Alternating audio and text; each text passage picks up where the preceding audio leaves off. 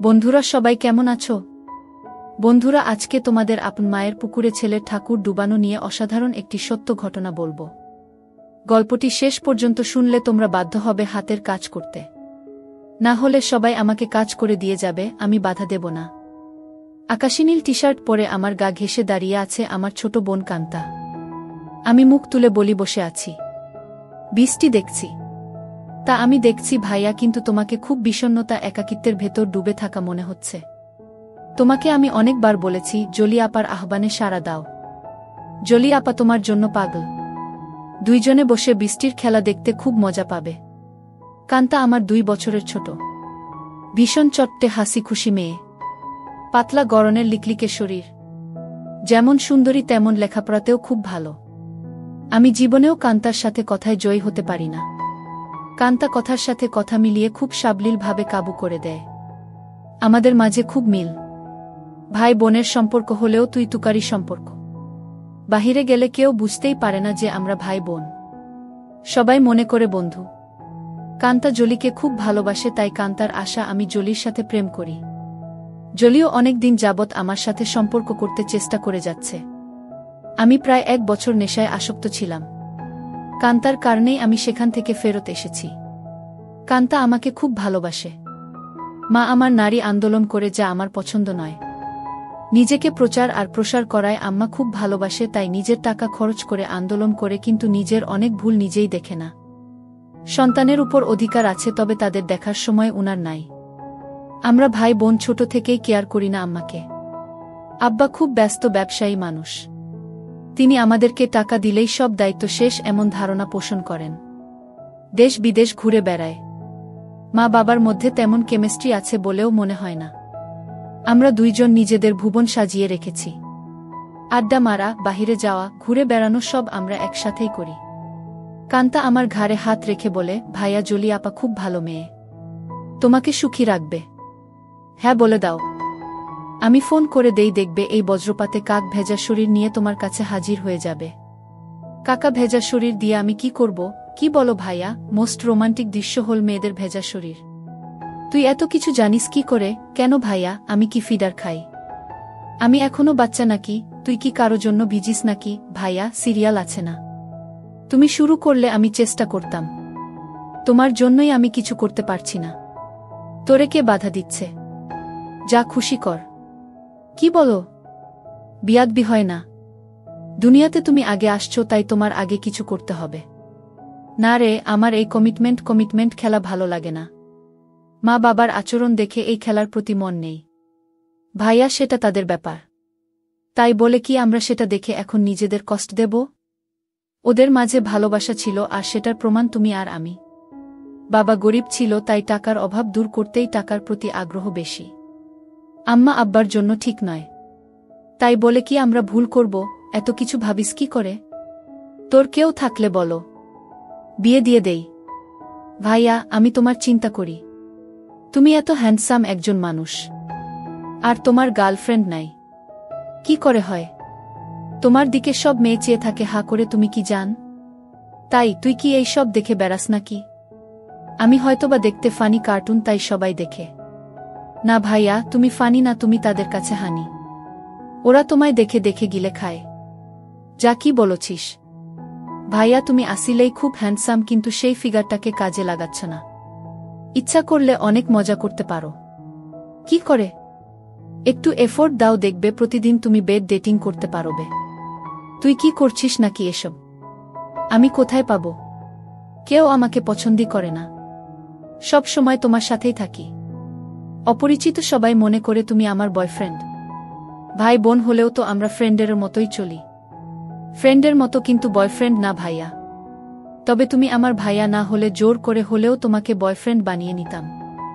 যে কোনো মেয়ে তোমার জন্য পাগল হবে ভাইয়া, বলে আমার পেছন থেকে আমার গলা পেঁচিয়ে ধরে। আমি বাধা না দিয়ে বসে থাকি। আর কান্তা আমার বুকে হাত বুলিয়ে দিয়ে বলছে, জলি আপা তোমার এই সুটাম দেহের পাগল ভাইয়া, হাত বাড়িয়ে দাও, এনজয় করো। কান্তার হাত যেন থামছেই না। আমার শরীরে তৈরি হচ্ছে এক ধরনের কেমিস্ট্রি। চোখ বন্ধ হয়ে আসছে আরামে। আমি হাত ধরে ছাড়ানোর চেষ্টা করে বলি, কিরে তোর কি হয়েছে? তুই কি জলি হয়ে গেছিস নাকি? যেভাবে হাত দিচ্ছিস যেন তুই নিজেই জলি। কেন ভাইয়া, আমাকে কি জলি আপা মনে হচ্ছে? আমি তো জলি আপারও মতো না। কে বলছে তুই অনেক সুন্দরী? কে আছে তোর মতো এত সুন্দর? আমি যদি তোমার বোন না হতাম তুমি কি আমার সাথে প্রেম করতে? অবশ্যই করতাম। তোর মতো রূপবতী রাজকন্যা পাওয়া ভাগ্যের ব্যাপারও। কান্তা চট করে আমার সামনে এসে বসে আমার 2 পায়ের ফাঁকে আমার দিকে চেয়ে থেকে বলে, ধন্যবাদ ভাইয়া, তোমার কাছ থেকে কমপ্লিমেন্ট পেয়ে আমি অনেক খুশি। You deserve a kiss from me. বলেই দিয়ে দেয় আমি কিছু বোঝার আগেই। কি করছিস কান্তা? কেন ভাইয়া ভালো লাগেনি? ভাই বোনে লিপ টু লিপ দেয় নাকি? কুইক হয়। নো প্রবলেম ভাইয়া। বলে আমার মুখের খুব কাছাকাছি মুখ রেখেই কথা বলছে। সত্যি বলতে কি আমার ভালোই লেগেছে। কান্তা যেমন বুঝে গেছে সেটা তাই চট করে বলে উঠে, ইউ এনজয় ইট ভাইয়া। আমার দিকে চেয়ে বলে, সরি ভাইয়া। উঠে দাঁড়িয়ে রোমে চলে যায়। আমি সেখানে বসে থাকি অনেকক্ষণ। কাজের মেয়ে ডাকে সাড়া দিয়ে খাবার খেতে যাই। কান্তা আজ খাবে না, তাই আমি একাই খেয়ে রুমে গিয়ে ঘুমিয়ে যাই। কান্তার সাথে আমার দেখা হয় না আজ 2 দিন। লজ্জায় আমিও দেখা করার ইচ্ছা করিনি, কিন্তু আজ আমাদের নানিকে দেখতে যাওয়ার কথা এবং খালাতো ভাইয়ের বিয়ের ব্যাপারে আমাদের অনুষ্ঠানের পরিকল্পনা নিয়ে সকল আত্মীয়স্বজন নিয়ে মিটিং আছে সন্ধ্যায় খালার বাসায়। কান্তার মোবাইলে টেক্সট দিয়ে আমাকে জানিয়ে রেখে বলে সে খালার বাসায় চলে যাবে যেন আমি মিস না করি, কিন্তু নানির বাসায় সে যাবে না। আমি নানির বাসা থেকে খালার বাসায় গিয়ে দেখি সবাই বসে আছে। আমাদের মিটিং শেষ করে রাত 12। একটা হোভার ডেকে বাসায় আসি। প্রায় সবাই গাড়ি নিয়েছিল, কিন্তু কান্তা কারো লিফট নিতে নারাজ। বাসায় এসে যার যার রুমে চলে যাই। আম্মা জানতে চাইল মিটিং কেমন হলো এবং আমরা কি করব। আমরা দুইজনই কালকে বলবো বলে বিদায় নেই। আম্মা শুধু বলল, আগামীকাল আমরা কক্সবাজার যাব, তোরা কি যেতে চাস নাকি? আমি বললাম না। কান্তা জবাব না দিয়ে চলে যায়। আব্বা আম্মা দুপুরের ফ্লাইটে কক্সবাজার চলে গেলে আমি আর কান্তা বাসায় বসে আছি। তখন কান্তা বলে, ভাইয়া চলো আজ আমরা বাহিরে ডিনার করি। আমি রাজি হতেই কান্তা ধন্যবাদ দিয়ে কাজের মেয়েকে বলে, আমরা রাতে খাবো না আজ। তুই ইচ্ছা করলে ছুটি নিতে পারিস। কালকেও আমরা থাকব না। আমাদের আগেই কাজের মেয়ে চলে যায় তার স্বামীর বাসায়। আমরা বিকালে বাহির হই ডিনারের জন্য। কান্তা ইচ্ছা করে খুব সুন্দর একটা ড্রেস পরে। দেখতে খুব সুন্দর লাগছিল। ড্রেস দেখে কেউ বলবে না আমি তার ভাই। ভাইয়ের সাথে ডিনার করতে যাচ্ছে। কান্তার চেয়ে থাকা যেন আমার ভালো লাগছে না। কি যেন সে বলতে চায়। কি যেন লুকিয়ে আছে কান্তার ভেতরে। ভাইয়া তুই আমার প্রতি রেগে আছিস।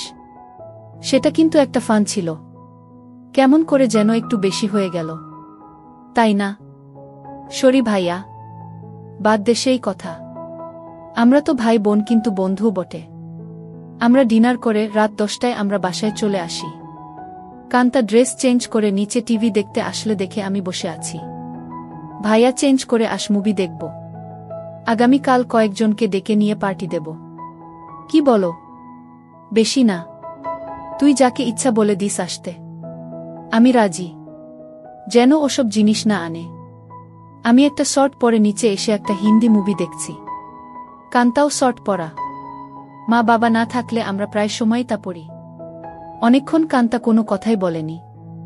অন্য সময় মুভি পছন্দ না হলে বা সাউন্ড বেশি কম নিয়ে ঝগড়া করে। আমি প্রথম কথা বলি, কিরে কান্তা কফি খাবি? দাঁড়াও ভাইয়া, আমি বানিয়ে নিয়ে আসি। বলেই কিচেনে চলে যায় এবং কেটলিতে পানির সুইচটা দিয়ে অপেক্ষা করে। আমিও গিয়ে পাশে দাঁড়াই আর বলি, তোর মন খারাপ নাকি? কিছু তো বল। না ভাইয়া, আমার সেই ভুলের জন্য খারাপ লাগছে। কি যে বলিস, কি হয়েছে? আমি কিছু মনে করি নাই। ভালোই লেগেছে। ভালোই লেগেছে কথাটা বললাম কারণ কান্তা যেন সহজ হয় একটু। তোমার ভালো লেগেছে? তা আমি তখনই বুঝেছিলাম। কফি নিয়ে আমরা সোফায় পাশাপাশি বসে টিভি দেখছি। কান্তা আমার গাড়ে মাথা রেখে বলে, ভাইয়ে তুমি আম্মা আব্বাকে বলে আমাকে বিয়ে দিয়ে দাও। এত তাড়াতাড়ি বিয়ে করতে চাস কেন? আমি না ভাইয়া, তুমিও করো। আমাদের তো আর লেখাপড়া করে চাকরি করতে হবে না। তাহলে এনজয় করি। কি বলো? দেখলে না তুমি আমার সাথেই কি মজা পাইলে। ভাবি হলে তো আরো পেতে নাকি? কেন? ভাবির কি 2টা মুখ? আলাদা মজা লাগতো। আরে না ভাইয়া, মুখ একটা, জিহবা একটা ছাড়াও মজা লাগার আরো জায়গা আছে।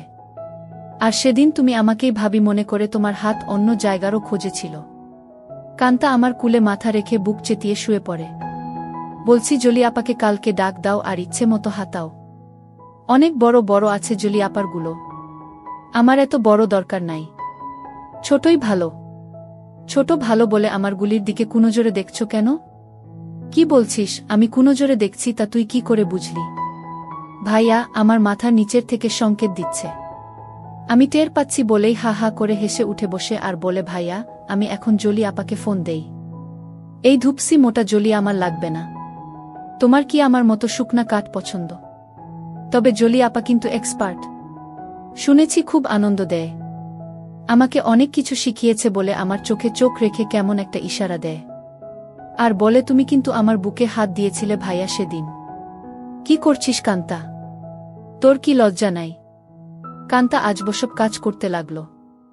আমি বললাম কান্তা তুই কিন্তু অনেক দূর চলে যাচ্ছিস।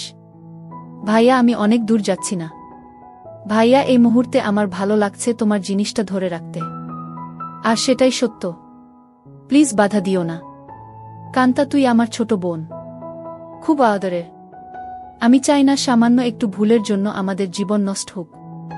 ভুলের মাঝে আমরা বেঁচে থাকি। ভাইয়া আমাদের সম্পর্কে ফাটল ধরবে না। কান্তা এইসব তুই শিখলে কোথায়? ভাইয়া বয়স হয়েছে, মুভি দেখি আর আমার কাছে রাবারের একটা আছে, সেটা দিয়ে প্রতিরাত প্র্যাকটিস করি। সব শিক্ষার বড় শিক্ষা হলো সেটা। সব মেয়েদেরই বিয়ের আগে এই শিক্ষা অর্জন করা উচিত। অনেকক্ষণ আমাদের মাঝে কোনো কথা নেই, শুধু একে অপরের শ্বাসরুদ্ধকর মুহূর্তকে এনজয় করি। এত সুখ এত আয়েশ জীবনে পাই নাই। কান্তা আমার কানের কাছে বলে ধন্যবাদ ভাইয়া, তুমি তো বাজিমাত করে দিয়েছ। আমার খালতো ভাই সোহানের বিয়ে আগামীকাল। আমরা খালাতো মামাতো ভাইবোন 15 জন, আর সোহান সবার বড়। ভাই 10 জন আর বোন 5 জন। এই প্রথম একজন ভাইয়ের বিয়ে। গত বছর সোহানের বোন লিজার বিয়ে হয়েছে। অনেক আনন্দ ফুর্তি করেছি আমরা। কান্তা আর লিজা আমাদের সকল ম্যানেজমেন্টের দায়িত্ব নিয়েছে। খুব ব্যস্ত। আজও সকাল সকাল চলে গেছে। সোহান ভাইয়াদের ছাদে ডিজে পার্টির আয়োজন হবে আজ রাতে। আব্বুর ক্লায়েন্ট থাকায় কানাডা থেকে আসছে, তাই সকাল সকাল হোটেল থেকে তাদের নিয়ে ব্রেকফাস্ট করে ফ্যাক্টরি পরিদর্শন করতে হবে। আম্মু অনেক রাগ করেছে কারণ আম্মু চায় বিয়ের বাড়িতে যেন থাকে। বিয়ের দিন সারাদিন ছুটি আছে বলে আব্বু চলে যায়। আমি 11টায় ঘুম থেকে উঠে দেখি সেজেগুজে বসে আছে, খালার বাসায় যাবে এবং সেখান থেকে মেয়ের বাড়িতে কিছু জিনিস নিয়ে যেতে হবে। আমাকে দেখেই বলে কিরে আজ অন্তত একটু তাড়াতাড়ি উঠলে কি হয়? কাজের মেয়েকে না বলে আজ নিজেই নাস্তা দেয় আমাকে। আর ফোনে বড় খালার সাথে স্পিকারে দিয়ে কথা বলছে। ড্রাইভার আমাদের বাসার সামনে বসে আছে যেন তাড়াতাড়ি যায়। কি ব্যাপারও আম্মু আজ নিজে এত আদর করে নাস্তা দিচ্ছ ব্যস্ততার মাঝেও? ফোনে থেকেই আম্মু বলে তুইও তো আম্মুকে আদর করে অনেক কিছু খাইছিস, তাই একটু চামচামি করছি যেন আসল জিনিসটা পাই। বড় খালা বলে কার সাথে কথা বলছিস? ছাবিনা? ছাবিনা আমার মায়ের নাম। আপি অঙ্কিত। এখন ঘুম ভাঙল। সবাই ভাবছে অঙ্কিত রাগ করেছে। ওকে সাথে করে নিয়ে আয়। ফোনটা অঙ্কিতকে দে। আপি শুনছে, কথা বলো। এই অঙ্কিত গতকাল আসলি না কেন? সবাই ভাবছে তুই রাগ করেছিস। কারো ফোন ধরিস নাই কাল বিকালে? রাগ করিব কেন? গতকাল আম্মুর একটা বিশেষ অ্যাসাইনমেন্ট নিয়ে ব্যস্ত ছিলাম, সেটা করে দিয়েছি, তাই আম্মু আজ খুব খুশি। 2টার আগেই চলে যাব খালা। আমার নাস্তা শেষ হতেই আম্মু এসে বলে এই অঙ্কিত আমরা আবার কখন করব সেটা ভেবেছিস? এত ব্যস্ত হচ্ছ কেন?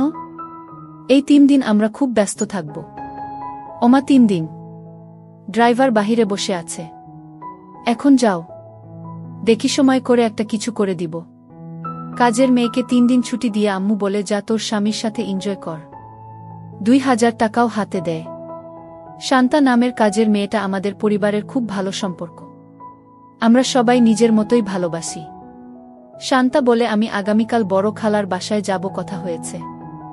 আমি খালাকে বলেছি কাজে সহায়তার জন্য। তাহলে তো খুব ভালো। আমাকে না জানিয়ে তোরা সব ঠিক করে ফেলেছিস। খালা আমাকে চিঠি দিয়ে দাওয়াত দিয়েছে। অনেক কাজ আছে না? সোহান ভাইয়া অনেক ভালো মানুষ, তাই উনার বিয়েতে সাহায্য করতেই হবে। ঠিক আছে যা। বাহিরে ড্রাইভারকে গিয়ে বলো আমার 5 মিনিট লাগবে। তুইও দাঁড়িয়ে থাক, তোকে নামিয়ে দিব। আমাকে আম্মু বলে অঙ্কিত একটু উপরে আয় তো তাড়াতাড়ি বলে সিঁড়ি দিয়ে চলে যায়। আমি উপরে যেতেই আমার বলে অঙ্কিত যেতে মন চাইছে না, তোর সাথে এনজয় করতে মন চাইছে। এখন যাও, কথা দিলাম আজ সন্ধ্যায় কিছু একটা করে দিব। সত্যি দিবে তো নাকি জোয়ান মায়াদের পেয়ে আমাকে ভুলে যাবি? আমার শিরায় শিরায় আগুন জ্বলছে। কথা দিলাম ডার্লিং। আজ অনেক দিন পর আমার শখের বাইকটা বাহির করে ঠিক সময় খালার বাসায় পৌঁছে যাই। বাড়িটা খুব সুন্দর করে সাজিয়েছে। গুলশানে এমন 3 তালা বাড়ি আর সামনে পেছনে বাগানওয়ালা বাড়ি খুব কম। এক পাশে বাবুর্চিখানা বানিয়েছে, সেখানে মিতু আপা দায়িত্বে। যার যা দরকার মিতু আপা অর্ডার করে। আমাকে দেখেই বলে এনিথিং স্পেশাল লাগবে? না আপু, সবার স্পেশাল থেকে একটু একটু করে চেকে নিলেই আমার হবে। ভেতরে ঢুকেই কান্তার সাথে দেখা। ভাইয়া এসেছিস? চল উপরে যাবি ছাদে, আয়োজন কেমন হয়েছে দেখবি। বলে টেনে উপরে নিয়ে যায়। সাথে সাথে অনেকেই যায়। খুব সুন্দর হয়েছে। পার্টি কখন শুরু হবে? 6টায় সময়, 12টায় শেষ। কান্তা সবাইকে বলে এই তোরা সবাই নিচে যা, খাবারের কি খবর দেখ। আমি ভাইয়ার সাথে একটা সিক্রেট কথা বলে আসছি। নিশা রাগ করে বলে এক বাসায় থাকো, সিক্রেট কথা বাসায় বলে আসতে পারো না। যা পাকনামি করবি না। যখন আসছি ভাইয়া ঘুমাচ্ছিল। এই সিক্রেট কথাটা না বললে কাজে মন দিতে পারছি না। কান্তা আমাকে এক কোনায় নিয়ে বলে কি খবর মাই হিরু? রাতে টায়ার্ড ছিলে তাই বলে কি দরজা বন্ধ করে ঘুমিয়েছিলে? সকাল থেকে ছটপট করেছি, জানি তুই ডিস্টার্ব করবি তাই বন্ধ করে দিয়েছিলাম ভালো ঘুমের জন্য। ভাইয়া আমরা এক বোতল শরাব নিয়ে আসছি, রাতে খাবো। খাবি নাকি? দেখা যাক। কান্তা মুচকি হাসি দিয়ে চলে যায়। জমে উঠেছে আমাদের ডিজে পার্টি। সোহানের চোখে মুখে আনন্দ। 3 বছরের প্রেমিকা তিন্নি বউ হয়ে ঘরে আসছে। মা বাবা ভাইবোন বন্ধুবান্ধব মিলিয়ে প্রায় 15 জন মানুষ ছাদে খাচ্ছে, গল্প করছে, মিউজিক শুনছে, ড্যান্স করছে। আমার কাছে এই সব আনন্দ খুব বাড়াবাড়ি মনে হচ্ছে। অয়থা টাকা পয়সা নষ্ট। দেশে অনেক গরিব আছে, সেই দিকে খেয়াল রাখা উচিত আমাদের। আমি কথা প্রসঙ্গে সোহান ভাইয়ার সাথে শেয়ার করি। সোহান ভাইয়া উঠে দাঁড়িয়ে মাইকের কাছে চলে যায় এবং মাইক হাতে নিয়ে বলে, লেডিস অ্যান্ড জেন্টস, আমার ছোট ভাই অঙ্কিত এইমাত্র আমাকে বলল ওর কাছে এই পার্টি খুব বাড়াবাড়ি মনে হচ্ছে। অয়থা আমরা টাকা পয়সা খরচ করছি। অঙ্কিতের কথাটা আমার ভালো লেগেছে। আমি আমার ব্যক্তিগত ফান্ড থেকে 5 লক্ষ টাকা আমার খালা ছাবিনার মাধ্যমে গরিব অসহায় মহিলাদের সাহায্য করব। সবাই হাত তালি দিয়ে সোহান ভাইয়ার চেয়ে আমাকেই বেশি ধন্যবাদ জানায়। আম্মু আমার কাছে এসে বলে অনেক খুশি হয়েছি। আরও বেশ কয়েকজন এই ফান্ডে দান করেন। প্রায় 30 লক্ষ টাকার প্রমিস হয়। আম্মু মাইকে গিয়ে সবাইকে ধন্যবাদ জানিয়ে বলে কি করে সঠিকভাবে এই ফান্ড ভালো কাজে ব্যবহার হয় সেই জন্য অঙ্কিত সোহান আমার সাথে কাজ করবে। সোহান ভাইয়া আমাকেই দায়িত্ব দিয়ে দেয় যেন আম্মুর সাথে কাজটা সঠিকভাবে করি। আম্মু আবার আমার কাছে এসে বলে আর দেরি সহ্য হচ্ছে না। আম্মু পাগল নাকি তুমি? কান্তা আমাদের পাশে এসেই বলে কি খবর ভাইয়া? আম্মুর নতুন পার্টনার হয়ে গেলে? আমি কান্তাকে বলি তুই ইচ্ছা করলে আমাদের পার্টনার হতে পারিস। বিনিময়ে কিছু দিতে হবে নাকি? আমাকে কিছু দিয়ে দিস হয়ে যাবে। এই কথাই তো আম্মু বলছিল আর তুই চলে আসলি। দিয়ে দিব, নিয়ে যেও, পার্টনার হতে চাই বলে চলে গেল। আম্মু আবার বলে এই অঙ্কিত কিছু বলো না, আমার এখন চাই। এখন কোথায় কি করে হবে? শত শত মানুষ। আমি জানি না, তুই একটা কিছু কর, নয়তো সবার সামনে খুলে ধরব কিন্তু। আম্মু কথা শেষ করতে না করতেই ফোন বেজে উঠে। আম্মুর খুব ঘনিষ্ঠ বান্ধবীর স্বামী কার অ্যাক্সিডেন্ট করেছে। আম্মুর সাহায্য চায়। আম্মুর পরিচিত হাসপাতালে আছে। ওদের অবস্থা তেমন ভালো না। আম্মু সবার কাছে বলে কিছুক্ষণের জন্য যেতে চায়, সাথে আমাকেও নিয়ে যেতে চায়। সবাই তাড়াতাড়ি চলে আসার কথা বলে দেয়। কান্তা আমার পাশে এসে বলে ভাইয়া কি খবর? আম্মু দেখি তোমাকে ছাড়া এখন চোখে পথ দেখে না। কি ব্যাপার? আম্মু কান্তাকে বলে তুই যদি যেতে চাস চল আমাদের সাথে। না আম্মু, তোমাদের ডিস্টার্ব হবে আমি গেলে। আমি এখানেই আছি। সোহান ভাইয়ার ড্রাইভার আমাদের নামিয়ে দেয় হাসপাতালে। আম্মু ডাক্তারের সাথে দেখা করে বলে উনি আমার রোগী, আপনারা চিকিৎসা করুন, টাকা পয়সা আমি দেখব। আম্মুর বান্ধবী শিলাকে সান্ত্বনা দিয়ে বলে চিন্তা করিস না, ঠিক হয়ে যাবে, তোরা কোনো টাকা দিস না, আমি পরে এসে সব ঠিক করব। তোর কাছে টাকা না থাকলে বলিস। সোহানের বিয়ে বাসায় বহু মেহমান আমার জন্য অপেক্ষা করছে, আমি এখন যাই। আমরা একটা ট্যাক্সি করে সোজা আমাদের বাসায় চলে আসি। আমার রুমে ঢুকে আম্মু বিছানায় গিয়ে আমাকে বলে, কই তুই আয়, আমাদের হাতে সময় নাই, মাত্র 1 ঘন্টা সময়।